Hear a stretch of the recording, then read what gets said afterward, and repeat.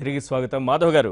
రెండో విడత బడ్జెట్ సమావేశాల్లో టీడీపీది గాని కాంగ్రెస్ది గాని ఇతర విపక్షాలది గాని అవిశ్వాస వ్యూహం, మీదేమో వాయిదాల పర్వం వ్యూహం అదే కొనసాగింది. అప్పుడు మనం చూసాం. ఇప్పుడు కూడా అదే అనుసరించబోతున్నారా, లేకపోతే టీడీపీ పైకి నెపం నెట్టేసి సభను సజావుగా నిర్వహించాల్సిన బాధ్యతను, లేకపోతే ఆర్డర్లో ఉంచుకోవాల్సినటువంటి బాధ్యతను, సభ్యులందరూ సజావుగా కూర్చొని సభ ఆర్డర్లో పెట్టేటటువంటి బాధ్యత టీడీపీ తీసుకోవాలను పక్కకి నెట్టేసి తప్పించుకునే వ్యూహం ఏదైనా ఉందా? మాకు అటువంటి వ్యూహం లేదు. గతంలో ఈ ప్లే కార్డ్స్ ప్రదర్శించింది ఎవరని మీరు గమనిస్తే స్వయంగా తెలుగుదేశం పార్టీ మార్చి 5వ తారీఖు ఏదైతే రెండో బడ్జెట్ సమావేశాలు ప్రారంభమయ్యో మొదటి రోజు నుంచే ప్లే కార్డ్స్ ప్రదర్శన చేయడం మొదలుపెట్టారు. తర్వాత విచిత్రం ఏమైందంటే వీళ్ళు అవిశ్వాస తీర్మానం ప్రవేశపెట్టారు. అవిశ్వాస తీర్మానం ప్రవేశపెట్టి ఆ రోజు వాళ్ళు తెలియకుండా వాళ్ళు ప్లే కార్డ్స్ ఉదయం వచ్చినంటే ప్లే కార్డ్స్ ప్రదర్శన చేసి స్పీకర్ వ్యతిరేకంగా నినాదాలు ఇచ్చారు, అన్ని టీవీలో చూపించారు. సో ఆ విధంగా వ్యూహం లేకుండా కేవలం వాళ్ళకి ఆర్డర్స్ ఏమి ఇచ్చారంటే ఎంపీలందరూ కలిసి బయట నాటకాలు ఆడండి అని చెప్పి చెప్పడం అర్థం కాకుండా కేవలం డిఎంకేనే అర్థం పెట్టుకుని 13 రోజుల పాటు పార్లమెంటు సమావేశాలు వాయిదా వేశారు. కేవలం అన్నా డిఎంకే మాత్రమే, కేవలం అన్నా డిఎంకే మాత్రమే కనిపిస్తోంది. మేము చేయలేదండి. అది టీడీపీకి వాళ్ళకి అవకాశం దొరుకుతుంది కాబట్టి మాట్లాడారు. టీఆర్ఎస్ సంబంధించిన వాళ్ళు ఎవరు చెప్పారని మీరు చెప్తేనా, వాళ్ళు టీడీపీతో కలిసి ఉన్నారు. నేనేమంటా అంటే అవిశ్వాస తీర్మానం ప్రవేశపెట్టండి కారా, ఈ రోజు రాష్ట్రానికి ఏ ప్రయోజనం లేదు. విభజన హామీలపైన చర్చ కూడా అవిశ్వాస తీర్మానం జరుగుతుందని చెప్పనండి. జరుగుతుంది. 15 నిమిషాలు 20 నిమిషాలు టీడీపీకి అవకాశం ఇచ్చినప్పుడు మాట్లాడతారు. వైసీపీ సంబంధించి ఎంపీలు లేరు. మరి కాంగ్రెస్ దాని గురించి మాట్లాడదు. మోడీ గారికి సంబంధించిన డిమానిటైజేషన్, జీఎస్టీ, మిగతా అనేక రకాల విషయాలు, మిగతా అన్ని ఏదైతే రాష్ట్రాల్లో మనం ఎన్నికలు రాబోతున్నాం ఆ రాష్ట్రాలకు సంబంధించిన విషయాలన్నీ మాట్లాడుతూ విభజన హామీలు కూడా కొంచెం ఒక నిమిషం మాట్లాడవచ్చు. కానీ అతి ముఖ్యంగా అవిశ్వాస తీర్మానం కాకుండా విభజన హామీలకు సంబంధించిన ఏపీ రీఆర్గనైజేషన్ బిల్లు కోసం ఒక చర్చ పెట్టడానికి టీడీపీకి అవకాశం ఉంది. కాంగ్రెస్ ఎలాగో వాళ్ళకి మద్దతు తెలియజేసే పార్టీ, లోపాయికారికి ఇద్దరికి అండర్స్టాండింగ్ ఉంది. రాష్ట్రంలో కూడా కాంగ్రెస్ పెంచాలని చెప్పి ఆలోచనలో భాగంగా అనేక వ్యూహాలు చేస్తున్నారు. వాళ్ళు కాంగ్రెస్ రాహుల్ గాంధీని కలిసి మీరు దీనిపైన చర్చ పెట్టేటట్టు తీర్మానం ప్రవేశపెట్టండి, అందరూ మద్దతు ఇద్దాం, దీనిపైన చర్చ జరగండి అంటే ఇంకా బాగా ఉంటుంది. అన్ని పార్టీలు కూడా విభజన హామీ సంబంధించిన అంశాలు మాట్లాడితే తెలుగుదేశం పార్టీ కూడా ఎక్కువసేపు మాట్లాడే అవకాశం ఉంటుంది. ఆ విధంగా చర్చ కోసం ప్రయత్నం చేయాలి. కేవలం నరేంద్ర మోడీ కల్పించాల్సింది మీరే కదా, అవకాశం కల్పించాల్సింది ఎవరు? మాట్లాడాలని చెప్పి అవిశ్వాస తీర్మానం ప్రవేశపెట్టి కాంగ్రెస్ పార్టీకి ఉపయోగపడుతుందా లేదా అని సూటి ప్రశ్న. కాదు అని చెప్పండి, నేను ఒప్పుకుంటాను. కాంగ్రెస్ పార్టీకి ఎక్కువ సమయం ఇస్తున్నారు మాట్లాడడానికి, మోడీ గారిని తిట్టడానికి, బీజేపీ తిట్టడానికి. ఆ విధమైన అవకాశం మీరు కాంగ్రెస్ పార్టీకి ఎందుకు ఇవ్వాలి? మీరు ఒక చర్చకి విభజన హామీ బిల్లుకు మీదే పెట్టండి చర్చ. కాంగ్రెస్ పార్టీ వాళ్ళు అడగండి, వాళ్ళు ప్రవేశపెడతారు, మీరు ప్రవేశపెట్టండి, స్పీకర్ని అడగండి, దానికోసం అన్ని పార్టీలు మద్దతు తీసుకురండి, ఎక్కువసేపు మాట్లాడండి, అనేక విషయాలు మాట్లాడండి. ఏ విధంగా అయితే ఈరోజు అనేక అబద్ధాలు, అవాస్తవాలు ముఖ్యమంత్రి గారు అనేక వేదికల్లో మాట్లాడుతున్నారో అదే వేదికల్లో మీరు కూడా మాట్లాడే అవకాశం ఉంటుంది. తప్పకుండా మీకు అందరూ కూడా మినిస్టర్లు అక్కడ అందరూ రిప్లై ఇస్తారు. మీరు హెచ్ఆర్డి మినిస్టర్ రిప్లై ఇస్తాడు, పెట్రోలియం మినిస్టర్ రిప్లై ఇస్తాడు, మన గడ్కరీ గారు అక్కడే ఉంటారు, ఆయన రిప్లై ఇస్తారు. నెక్స్ట్ మన పీయూష్ గోయల్ గారు రైల్వే మంత్రి ఆయన ఉంటారు. అలాగే అందరూ కూడా మీకు సమాధానం ఇవ్వడానికి అవకాశం ఉంటుంది. మోడీ గారు కూడా సమాధానం ఇవ్వడానికి అవకాశం ఉంటుంది. కనుక మీరు అవిశ్వాస పార్టీ ప్రవేశపెట్టి ఏదో లబ్ధి పొందాలి అనుకోవటం వల్ల ఏ ఉపయోగం లేదు. తప్పకుండా అవిశ్వాస తీర్మానాన్ని ఎదుర్కొంటాం. మొదటి సెషన్ లో మొదటి సభలో 2-3 రోజుల్లో తప్పకుండా ఎదుర్కొని దాన్ని పూర్తి చేసేస్తాం. తప్పకుండా అది వీరి కోసం మాకేం విశ్వాసం ఉంది. ఆ విధంగా వ్యూహాత్మకంగా వెళ్తాం. అదే చిన్న పార్టీ కాదు. ఆయన చెప్పినట్టు 2 ఎంపీలు, అవును పార్టీ అప్పుడే ప్రారంభమైంది, 2 ఎంపీలతో ప్రారంభమైంది. మనం కలిసి ఉన్నప్పుడే ఆ 2 ఎంపీలు వచ్చారు. అయితే మీకు తెలియాల్సింది ఏంటంటే ఎప్పుడెప్పుడు బీజేపీ టీడీపీ కలిసి ప్రయాణం చేస్తుందో అప్పుడే మీరు అధికారంలోకి వచ్చారు. అది కూడా మీరు తెలుసుకోవాలి. 3 సార్లు మాతో మాతో మీకు ఏదైతే ఏం కాదు చేయండి. నష్టపోతున్నారు. దృష్టిలో పెట్టుకోండి. ఏదైతే 2014 ఎలక్షన్ ముందు 2014 ఎలక్షన్ ముందు 1 మంత్ ముందు పంచాయతీ ఎన్నికలు జరిగినాయి. పంచాయతీ ఎన్నికల్లో మీతో మాకు పొత్తు లేదు. మీతో మాకు పొత్తు లేనప్పుడు మాకు 128 సీట్లు వచ్చినాయి. మీతో పొత్తు పెట్టుకున్న తర్వాత 102 సీట్లు వచ్చినాయి. రాష్ట్ర ప్రయోజనాల కోసం మీతో మేము పొత్తు పెట్టుకున్నాం తప్ప మీతో పొత్తు పెట్టుకుని మేము గెలవలేదు. రాష్ట్రంలో ఒక చూపించండి. ఈ రోజు అమలు చేయకుండా మీరు మాధవ్ గారు ఇప్పటికైనా మీరు ఒక్క 2 నిమిషాలు ఆగండి. మీరు మీరు చెప్తున్నది ఏంటంటే మీరు బీజేపీని మేము నమ్మకమైన మిత్రపక్షంగా ఉండి మా సపోర్ట్తో మీ గవర్నమెంట్లు నడిచిపోయిన విషయం మీరు మర్చిపోయి ఇవాళ మీ వల్ల మేము అధికారంలోకి వచ్చామని మీరు ఆత్మవంచన చేసుకుంటున్నారు. ఎందుకంటే నేను స్పష్టంగా చెప్తాను వినండి కొంచెం. 2014 ఎలక్షన్లో 1 month ముందు పంచాయతీ ఎలక్షన్లు లోకల్ బాడీస్ అన్ని ఎలక్షన్లో జరిగితే 128 సీట్లు 6 నెలల ముందు. మీరు వినండి, కాస్త వినండి. మీతో పొత్తు పెట్టుకున్న తర్వాత మాకు వచ్చినటువంటి 102 సీట్లు. మీతో పొత్తు వల్ల మాకు నష్టమే జరిగింది తప్ప లాభం జరగల. 1. 2 ఆంధ్రప్రదేశ్లో బీజేపీ ప్రభావం అనేటటువంటిది లేదు. మా వలన మీరు 4 సీట్లు పార్లమెంట్ సీట్లు సంపాదించుకున్నారు. అది మీకు తెలుసు. మీరు ఎమ్మెల్సీ ఎలా అయ్యారో కూడా మీకు తెలుసు. ఇవన్నీ గుర్తుపెట్టుకోండి. అన్నీ మర్చిపోయి ఇవాళ ఏదో కామెంట్ చేయాలి కదా, ఇవాళ ఏదో మేము మీతో విభేదించాం కనుక చిల్లరగా తిట్టాలనే ఆలోచన మానేయండి. రాజకీయపరమైన ఆరోపణలు చేయండి, ఎదుర్కొందాం.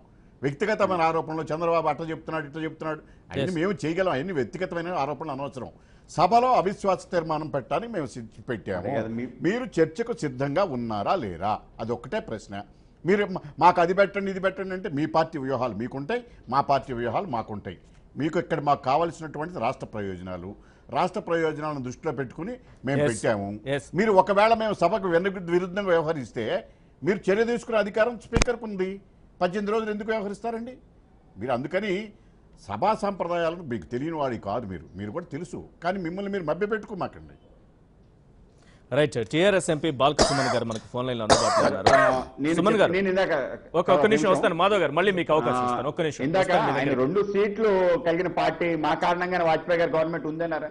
దానికి సమాధానం చెప్పడానికి చెప్పాను తప్ప ఈ రోజు ఏదో బీజేపీ టీడీపీ కారణంగా మేము వచ్చింది వీళ్ళు చెప్పే ఏదైతే ఎగ్జాంపుల్ ఉందో ఒక నిమిషం ఆగాలి. మీరు బాలకృష్ణ గారు ఉన్నారు, టీఆర్ఎస్ ఎంపీ ఫోన్ లైన్ లో ఉన్నారు. ఒక్క నిమిషం ఆగాలి. మాధవ్ గారు వినిపిస్తుందా? క్లియర్ గా ఉంది. ఒక్క నిమిషం ఆగండి.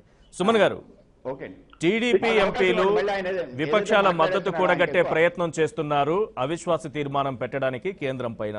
కేకేను కూడా కలిశారు, మీ రాజ్యసభ ఎంపీని కూడా కలిశారు. ఏపీ డిమాండ్ల పైన కానీ ఏపీ చేస్తున్న పోరాటం పైన కానీ మీ అభిప్రాయం చెప్పండి ఫస్ట్. ఆంధ్రప్రదేశ్ రాష్ట్రానికి సంబంధించి ఆంధ్రప్రదేశ్ రాష్ట్ర ప్రజల విషయంలో ఇక్కడ ఉన్నటువంటి పాలక పక్షంగా తెలుగుదేశం ఢిల్లీలో ఉన్నటువంటి కేంద్ర ప్రభుత్వం ఒత్తిడి తీసుకొచ్చేటటువంటి వివిధ కార్యక్రమాలను వాళ్ళు చేస్తా ఉన్నారు. సో దాంట్లో భాగంగా గతంలో కూడా వాళ్ళు అవిశ్వాస తీర్మానాన్ని గతంలో ప్రవేశపెట్టారు. ఈసారి కూడా వివిధ పక్షాల మద్దతు కూడా ప్రయత్నం కూడా చేస్తా ఉన్నారు. నిన్న మా పార్లమెంటరీ పార్టీ నాయకులు కేశవరావు గారు టీడీపీ బృందం కలిసి వాళ్ళు విజ్ఞప్తి చేయడం కూడా జరిగింది. సో మా పార్టీ నాకు డైరెక్షన్ కూడా ఇవ్వలేదు. ఇప్పటికైతే దీనికి సంబంధించి టీఆర్ఎస్ పార్టీగా మేము ఇంకా ఎక్కువలేదు. సో మా అధినాయకుల గారి కేశవరావు గారు టీడీపీ బృందానికి జరిగింది. సో ఇప్పటి వరకు మాకు అధిష్టానం నుంచి ఎలాంటి డైరెక్షన్ రాలేదు, దీనికి సంబంధించి ఎలాంటి నిర్ణయం కూడా మాకు తెలియలేదు. సో ఇక్కడ నేను అనుకోవడం ఏంటంటే తెలుగుదేశం పార్టీ చేస్తున్నటువంటి ఆంధ్రప్రదేశ్ ప్రయోజనాల విషయంలో వాళ్ళు పోరాటం చేస్తున్నటువంటి తీరు, వాళ్ళ పద్ధతి సరే, వాళ్ళ ప్రజల ప్రయోజనాలు వాళ్ళ రాష్ట్ర ప్రయోజనాల కోసం వాళ్ళు కేంద్ర ప్రభుత్వంపై పోరాటం చేస్తూ ఉన్నారు. మాకు కూడా టీఆర్ఎస్ పార్టీగా తెలంగాణ ప్రయోజనాల విషయంలో మాకు కూడా కేంద్రం నుంచి రావాల్సినటువంటి వివిధ అంశాలు కానీ మా హక్కుల పరిరక్షణ కానీ దాని విషయంలో కూడా మేము గతంలో ముఖ్యంగా రిజర్వేషన్లకు సంబంధించి కేంద్ర ప్రభుత్వం ఆ అంశాన్ని పెడచెవిన పెడితే దాని మీద మేము సీరియస్ గా పార్లమెంట్ వేదికగానే మా నిరసన తెలిపినాము. అంటే అవిశ్వాస తీర్మానానికి నోటీస్ ఇస్తే ఒకవేళ అడ్మిట్ అయ్యే పరిస్థితి ఉంటే మీ వైఖరి ఏ రకంగా ఉంటుంది? పార్టీలో ఏమైనా చర్చ జరిగిందా? అంటే ఇప్పటి వరకు అయితే మాకు ఇంకా ఏ డైరెక్షన్ రాలేదు. మా పార్టీ అధ్యక్షులు గౌరవ ముఖ్యమంత్రి కల్వకుంట్ల చంద్రశేఖరరావు గారు దీని విషయమై ఏ నిర్ణయం తీసుకున్నా ఆ నిర్ణయానికి కట్టుబడి టీఆర్ఎస్ పార్టీ ఎంపీలుగా మేము ఉంటాం. వారు ఇంకా ఏ నిర్ణయం చెప్తారనేది మేము కూడా వేచి చూస్తా ఉన్నాం. కానీ టీఆర్ఎస్ పార్టీగా తెలంగాణ ప్రజల ప్రయోజనాలు తెలంగాణ రాష్ట్ర హక్కుల విషయంలో మేము కూడా మాకు రావాల్సినటువంటి విషయాల్లో గతంలో కూడా చాలా సందర్భాల్లో కేంద్ర ప్రభుత్వంపై వివిధ సందర్భాల్లో ఒత్తిడి తీసుకొచ్చినాము. సో అదే విధంగా వీళ్ళు కూడా ఒత్తిడి తీసుకొస్తా ఉన్నారు, వాళ్ళ ప్రయత్నాలు వాళ్ళు చేస్తా ఉన్నారు. దాన్ని మేము ఆ రకంగానే చూస్తా ఉన్నాం తప్ప అంటే విభజన హామీలకు సంబంధించి ఇప్పుడు ఒక లెటర్ రాశారు చంద్రబాబు సీఎం చంద్రబాబు ఒక లెటర్ రాశారు, అన్ని పార్టీలకు ఇస్తున్నారు. అందులో విభజన హామీలు చాలా ఉన్నాయి, అనేకం పెండింగ్ ఉన్నాయి. తెలంగాణ ఆంధ్రప్రదేశ్కి సంబంధించి అనేకం పెండింగ్ ఉన్నాయి, అనేక సమస్యలు పెండింగ్లు ఉన్నాయి, వాటి పరిష్కారం కూడా కావాలి. సో ఈ నేపథ్యంలో టీడీపీ చేస్తున్నటువంటి పోరాటంలో మీరు కూడా భాగస్వాములు అయ్యేటటువంటి అవకాశం ఉందనుకోవచ్చా? మేము ఎవరి పోరాటాల్లో మేము భాగస్వాములు. అందులో తెలంగాణకు కూడా భాగస్వామ్యం ఉంది, తెలంగాణ సమస్యలు కూడా చాలా పెండింగ్ ఉన్నాయి కదా. ఈశ్వర్ గారు టీడీపీ వాళ్ళు చేసే పోరాటం టీడీపీ వాళ్ళు చేస్తారు, వాళ్ళ హక్కుల విషయంలో వాళ్ళ ప్రయోజనాల విషయంలో. టీఆర్ఎస్ గా మా హక్కుల విషయంలో మా ప్రయోజనాల విషయంలో మేము రెండంచెల విధానంతో ముందుకు పోతా ఉన్నాం. ఒకవైపు సందర్భాన్ని బట్టి కేంద్ర ప్రభుత్వం పైన ఒత్తిడి తీసుకురావడం, ఇంకొక వైపు సందర్భాన్ని బట్టి కేంద్ర ప్రభుత్వంలోని పెద్దల్ని కలవడం, మా అంశాల పరిష్కారం విషయంలో కేంద్ర ప్రభుత్వం సానుకూల ధోరణితో వివిధ రకాలుగా స్పందించేటట్టుగా వారికి వినతులు ఇవ్వడం, విజ్ఞప్తులు చేయడం, ఈ రకంగా రెండంచెల విధానంతో మేము ముందుకు పోతా ఉన్నాం. గతంలో కూడా మీరు చూస్తే చాలా సందర్భాల్లో పార్లమెంట్ వేదికగా టీఆర్ఎస్ పార్టీ ఎంపీలం మేము ఫ్లోర్ లోనే on the floor of the house మేము నిరసనలు తెలిపినాము. At the same time prime minister గారిని కలిసినాము, కేంద్రంలో మంత్రుల్ని కలిసినాము, రాష్ట్రంలో మా మంత్రులు వచ్చినప్పుడు కేంద్రంలో మంత్రుల్ని కలిసినాము, మా ముఖ్యమంత్రి గారు ప్రధానమంత్రి గారిని కలిసినారు. సో మా హక్కుల విషయంలో ఒకవైపు పోరాటము, ఇంకోవైపు ఈ రకమైనటువంటి సంప్రదింపులు, ఈ రకంగా మేము ముందుకు పోతా ఉన్నాం. తెలుగుదేశం పార్టీ పూర్తిగా పోరాట పంతానే ఎంచుకున్నట్టుగా కనబడతా ఉంది. పోయిన సెషన్ లో వైఎస్ఆర్సీపీ కానీ తెలుగుదేశం పార్టీ కానీ సీరియస్ గా వాళ్ళు ఈ అంశాలకు సంబంధించి వాళ్ళు ఆంధ్రప్రదేశ్ ప్రయోజనాల విషయంలో గొడవ చేస్తున్నారు. సో ఈసారి కూడా అదే పంతాన్ని వారు ఎంచుకున్నట్టు కనబడతా ఉంది. చూద్దాం ఏం జరుగుతుందో, కేంద్రం ఏ రకంగా స్పందిస్తుందో ఎందుకు చూద్దాం. రైట్, థ్యాంక్ యూ అండి. ఇప్పుడు ఒక చిన్న విరామం తీసుకుందాం. విరామం తర్వాత తులసిరెడ్డి గారితో మాట్లాడదాం. Take a short break. తిరిగి స్వాగతం. మాధవ్ గారు, గతంలో అంటే మొన్న బడ్జెట్ సమావేశాలు, రెండో విడత బడ్జెట్ సమావేశాల్లో లాగా టీఆర్ఎస్ అడ్డు తగిలేటటువంటి అవకాశం కనిపించట్లేదు, అది స్పష్టంగా అర్థమైంది. మొన్న బడ్జెట్ సమావేశాలు ముగిసే నాటికి కొంత వెనక్కి తగ్గిన పరిస్థితి కనిపిస్తోంది. వెల్లోకి దూసుకురాకుండా వాళ్ళు నింపాదిగా అక్కడ కూర్చున్నారు. అయితే ఏఐఏడీఎంకే కూడా ఇప్పుడు మీకు కలిసి వచ్చేటటువంటి అవకాశం లేదు. ఇక్కడ విపక్షాల సంఖ్య అయితే పెరుగుతూ పోతోంది. ఈ పరిస్థితి నుంచి ఎట్లా బయటపడతారు? ఈ గండాన్ని ఎట్లా గట్టెక్కుతారు? మొన్నైతే 14 రోజులు ఏఐఏడీఎంకేని అడ్డు పెట్టుకుని గట్టెక్కారని అంటున్నారు. మీ పైన ఆరోపణలు వస్తున్నాయి. ఇప్పుడు ఎలా గట్టెక్కుతారు ఈ అవిశ్వాస తీర్మానం నుంచి? ఈ అవిశ్వాస తీర్మానం మేము ఎదుర్కోవడం, నా యొక్క ఆలోచన ఏంటంటే గతంలో సజావుగా సాగలేదు, ఇప్పుడైతే తప్పకుండా వెంటనే ఎదుర్కొని వెంటనే దానికి క్లోజింగ్ చాప్టర్ చేయాలి. ఆ అవిశ్వాస తీర్మానంలో రాష్ట్రానికి ఏ ప్రయోజనం జరగలేదనే నా యొక్క అభిప్రాయం. ఈరోజు కూడా తెలుగుదేశం పెద్దలు, ఆయన తెలుసు రాజ్యసభ సభ్యులు కొత్తగా అయ్యారు, ఎంత సమయం తెలుగుదేశంకి ఇస్తారు, ఎంత సమయం మాట్లాడగలుగుతాం అనే విషయం కూడా స్పష్టంగా తెలుసు. కనుక ఏదైతే ప్రయోజనం కోసం టీడీపీ ఉలాట పడుతుందో ఆ ప్రయోజనం జరగదు. అవిశ్వాస తీర్మానం కారణంగా కేవలం కాంగ్రెస్ పార్టీకి ఉపయోగపడుతుంది. మా వ్యూహం ఏం లేదు, మాకేదైతే మద్దతు ఇచ్చే పార్టీలు అనేక ఉన్నాయి, ఆ యొక్క పార్టీల యొక్క మద్దతు ఇంక్లూడింగ్ ఏఐడిఎంకే, టీఆర్ఎస్ కూడా మాకే మద్దతు ఇస్తారని మాకు అభిప్రాయం. కనుక తప్పనిసరిగా కావేరీ బోర్డు ఏర్పాటు చేయడం మేమే చేయాలి. కనుక ఇప్పుడు మాకు వాళ్ళు వ్యతిరేకించడం వల్ల వాళ్ళకే నష్టం. ఆ విధంగా అందరి యొక్క పార్టీల యొక్క మద్దతు కూడా పార్టీ పైన తీసుకొచ్చే నాయకుడు లేడు. బడ్జెట్ సమావేశాల్లో వెల్లోకి దూసుకొచ్చి ఆందోళన చేయడానికి పరిస్థితి లేదు కదా. ఇప్పుడైతే ఏఐఏడీఎంకే ఆ పరిస్థితి లేదు కదా అంటున్నా నేను. లేదు ఓకే, ఎవరు మధ్యలో బెల్లోకి రాకుండా, ఎవరు నినాదాలు చేయకుండా వెంటనే తప్పకుండా అవిశ్వాస తీర్మానం ఎదుర్కోవాలి, తప్పకుండా మాట్లాడాలి, చర్చ జరగాలి. మాకు కూడా మంచి అవకాశమే. 4 సంవత్సరాల్లో అద్భుతమైన పరిపాలన గురించి అనేక విషయాలు దేశానికి ముందుంచడానికి అవకాశం ఉంటుంది. అందరు మంత్రులు కూడా వాళ్ళ శాఖలో ఏం చేశారో స్పష్టంగా ఎక్కువ సమయం మాట్లాడడానికి అవకాశం ఉంటుంది. తప్పకుండా అవిశ్వాస తీర్మానం కారణంగా లాభం బీజేపీ కనుక తప్పకుండా ఏదైతే విషయాలు చెప్పాలో ప్రజలకు తెలియజేస్తాం, ఆ విధంగా పూర్తిగా వినియోగించుకుంటాం. రైట్. ఇక్కడ మాధవ్ గారు ఇందాక మాట వెళ్తే కాంగ్రెస్ పార్టీ అని చెప్తున్నారండి.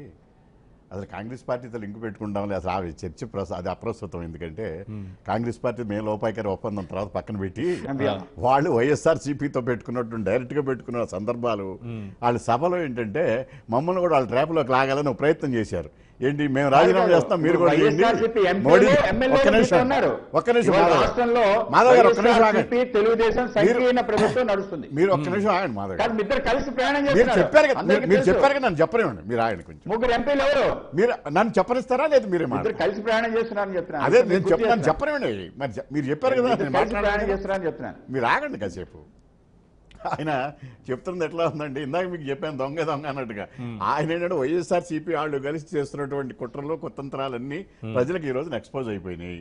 వాళ్ళు ఎట్లా కూడా ఏంటంటే అవిశ్వాస తీర్మానం పెట్టి చర్చకు తీసుకురావాల్సిన పరిస్థితి నుంచి పారిపోయి వాళ్ళు రిజైన్ చేసి తప్పించుకుని 2 నెలలు స్పీకర్ దగ్గర పెండింగ్లో పెట్టించుకుని ఎలక్షన్లు రావు అని తెలుసుకున్న తర్వాత యాక్సెప్ట్ చేసుకునే విధంగా డ్రామాలు ఆడి కథగట్టారు. అది అయిపోయింది.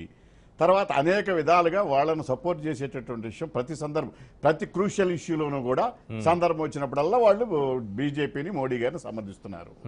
వాళ్ళకి కేసులు భయం ఉంది.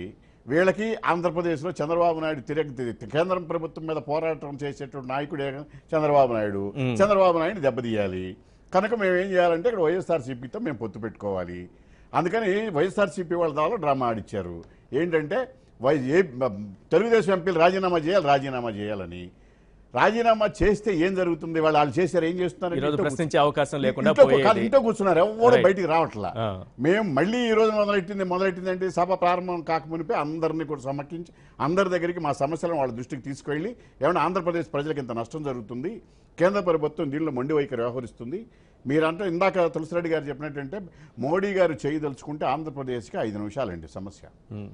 ఆయన ఎందుకు చేయదలుచుకోలేదో అవిశ్వాస తీర్మానం అడ్మిట్ చేయాలనుకున్న 5 నిమిషాలే. అక్కడైనా చర్చ జరుగుతుంది. పార్లమెంట్ లో చర్చ జరిగితే దేశవ్యాప్తంగా అందరూ వింటారు కదా ఏం జరుగుతుందో. సమాధానం గనక మోడీ గారు సభలో గనక చెబితే మాట మీద ఇక్కడ ఏంటంటే ఇప్పటివరకు సమాధానం చర్చల్లో మాధవ్ గారో లేకపోతే ఆ జీవీఎల్ గారో లేకపోతే విష్ణువర్ధన్ రెడ్డి గారు మేము అది చేస్తాం ఇది చేస్తాం అని చెబుతున్నారు. మేము అదేదో చేస్తామని చెప్పేసి తెలుగుదేశాన్ని తిట్టిపోస్తున్నారు, అన్ని చేస్తున్నారు. ఓకే, చర్చల కోసం వాళ్ళు పబ్లిక్ మైలేజ్ చేస్తున్నారు. మేము కోరేది ఒకటే, చట్టసభలు ఉన్నటువంటిది ఎందుకంటే ప్రజలకి మనం ఒక మంచి మెసేజ్ ఇవ్వాలా. ఆ చట్టసభల ద్వారా ప్రజలకు ఏమేం జరుగుతున్నాయో సభలో ఎవరెవరు ఏం చేస్తున్నారనే విషయం తెలియజేయడానికి మేము అవిశ్వాస తీర్మానం ద్వారా చర్చలో సిద్ధంగా ఉన్నాం. వారు ఎందుకు పారిపోయారో వాళ్ళకి అర్థం పట్టలేదు, వారికి కూడా తెలియదు. మోడీ గారు గ్రీన్ సిగ్నల్ ఇవ్వలేదు. వారు గ్రీన్ సిగ్నల్ ఇస్తే ఈసారైనా చర్చ జరుగుతుంది, లేకపోతే చర్చ జరగదు. అదే సందర్భంలో వాళ్ళు వైఎస్ఆర్సీపీ ద్వారా మమ్మల్ని ట్రాప్లో వేసి మమ్మల్ని కూడా రాజీనామా చేయించి సభలో పోరాడే వాళ్ళు ఎవరూ లేకుండా చేయాలని ఒక కుట్ర పన్నారు. ఆ ట్రాప్లో మేము పడలేదు కనుక ఈ రోజున కనీసం సభలో ఇప్పుడు మళ్ళీ మేము దీని గురించి ఆంధ్రప్రదేశ్ సమస్యలు లేవనెత్తేటటువంటి ఒక అవకాశం మేము మళ్ళీ ఈ చట్టసభల్లో మేము తీసుకోబోతున్నాం. దానికి వాళ్ళు కూడా నిజంగా ఆంధ్రప్రదేశ్ బీజేపీ పార్టీ ఆంధ్రప్రదేశ్కి జరిగిన అన్యాయాన్ని దృష్టిలో పెట్టుకుని వాళ్ళు కూడా కలిసి వచ్చి ఈ డిమాండ్స్ని మాతో పోరాటం చేయక్కర్లా. మీ నాయకుల్ని మెప్పించి మీరే నిధులు తీసుకుని మీరే క్రెడిట్ తీసుకోండి. క్రెడిట్ మాకు అక్కర్లా. విధులన్నీ మీరే నిర్వహించండి, మీ పేరే పెట్టుకోండి, మీరే చేయండి. మాధవ్ గారు, క్రెడిట్ కాదు, మాకు కావాల్సింది రాష్ట్ర అభివృద్ధి. మీరు చేయండి. వైసీపీ అసలు సీన్ లో లేకుండా పోయింది, చర్చలో గానీ లేకుండా పోయింది, పార్లమెంట్ లో కేంద్రాన్ని ప్రశ్నించేటటువంటి అవకాశాన్ని కోల్పోయింది, అవిశ్వాస తీర్మానంలో పాల్గొనేటటువంటి అవకాశాన్ని కూడా కోల్పోయి కేవలం బీజేపీకి సహకరించడానికే, బీజేపీకి లోపాయకారిగా సహకరించే ఉద్దేశంతోనే వైసీపీ బయటకు వచ్చినట్టుగా కనిపిస్తోంది. అంటే వైసీపీ ఎందుకు వచ్చింది అనేది వాళ్ళ యొక్క వ్యూహంలో భాగంగా అవిశ్వాస తీర్మానం పెట్టారు. అది మీ డైరెక్షన్ అంటున్నారు. మీ డైరెక్షన్ లోనే వైసీపీ బయటకు వచ్చింది అనుకోవచ్చు. పార్లమెంట్ లో కేంద్రాన్ని ప్రశ్నించే అవకాశం లేకుండా చేసుకుంది. అలాగే ఒకవేళ అవిశ్వాస తీర్మానం పెట్టి ఓటింగ్ వరకు వెళితే ఆ సంఖ్య కూడా మైనస్ అయ్యేలా ఒక సహకారం మీకు అందించేటటువంటి ఉద్దేశంతోనే బయటకు వచ్చిందని చెప్తున్నారు. అక్కడ మీకు సంఖ్య తగ్గింది, వాళ్ళు బయటకు వచ్చారు. నా ఉద్దేశం ప్రకారం ఇంకో 4 వైసీపీ ఎంపీలు తెలుగుదేశం పార్టీతో ఉన్నారు. ఇంకా వాళ్ళు వైసీపీ యొక్క రోల్ ప్లే చేస్తారు. ఇవాళ రాష్ట్రంలో వైసీపీ యొక్క సంకీర్ణ ప్రభుత్వం నడిపిస్తూ ఆలోచన చేస్తూ వీళ్ళేమో మా మీద ఆరోపణ చేస్తున్నారు. ఇది సత్య దూరం. అయితే ఇవాళ అవిశ్వాస తీర్మానం వల్ల కాంగ్రెస్ మీరు డైరెక్ట్ గా లింక్ అయిపోయి కాంగ్రెస్ పార్టీతో ములాఖాత్ అయిపోయి మా వాళ్ళకి ఉపయోగపడే విధంగా అవిశ్వాస తీర్మానం ప్రవేశపెట్టి మీరు ఏదో లాభం పొందాలని కూడా పొందండి. మీరు అనుకోవట్లేదు. అయితే తప్పకుండా అవిశ్వాస తీర్మానంలో ఎక్కువ సమయం మార్పు వస్తుంది, ఎక్కువ సమయం ఎక్కువ విషయాలు మాట్లాడగలుగుతాం, రాష్ట్రానికి ఏం చేయాలో చేయగలుగుతాం. అవిశ్వాస తీర్మాన సందర్భంలో రాష్ట్రానికి అనేక ప్రయోజనాలు రావాల్సిన అవసరం ఉంది. నేను కూడా ఆస్తుల పంపకం, అప్పుల పంపకం, అలాగే జరిగిన అన్యాయం ఇవన్నీ కూడా తప్పకుండా మనం మాట్లాడాలి. ఆ విధంగా రాష్ట్రానికి ఏవైతే ఉండిపోయాయో మిగిలిపోయిన విషయాలు అన్ని కూడా మనం కలిసి మాట్లాడి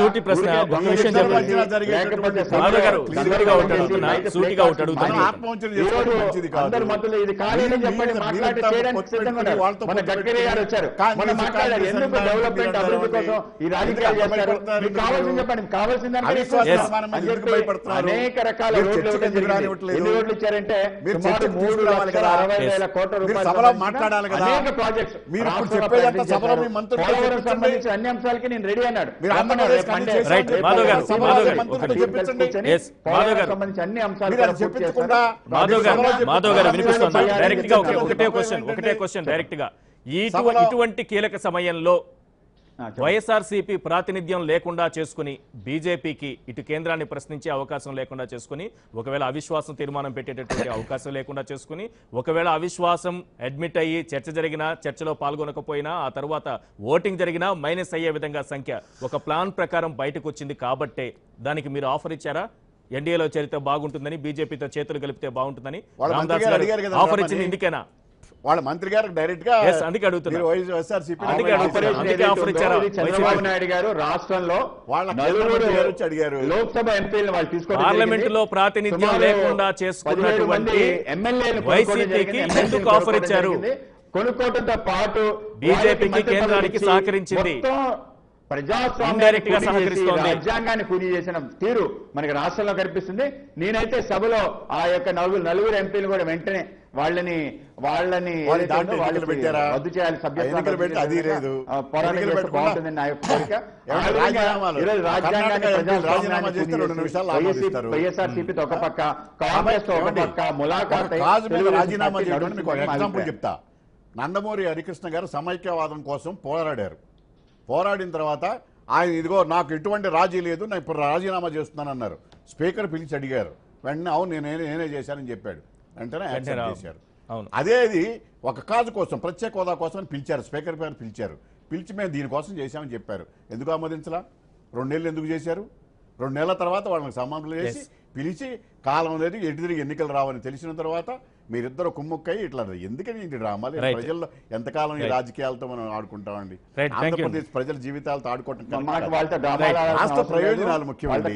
ఆంధ్రప్రదేశ్ బీజేపీ పార్టీ వాళ్ళు ఆంధ్రప్రదేశ్ ప్రయోజనాలు ఎవరు పార్టీ, కానీ రాష్ట్ర ప్రయోజనాలని మీ రాజకీయ ప్రయోజనాల కోసం తాకట్టు పెట్టమాకండి. రైట్, థ్యాంక్ యూ అండి. కనకమెడల రవీంద్ర కుమార్ గారు చర్చలో పాల్గొన్నందుకు, అలాగే మాధవ్ గారు, తులసిరెడ్డి గారు చర్చలో పాల్గొన్నందుకు ధన్యవాదాలు. ఇది వాళ్ళ చర్చా కార్యక్రమం చూస్తూనే ఉండండి. ఏబిఎన్ ఆంధ్రజ్యోతి.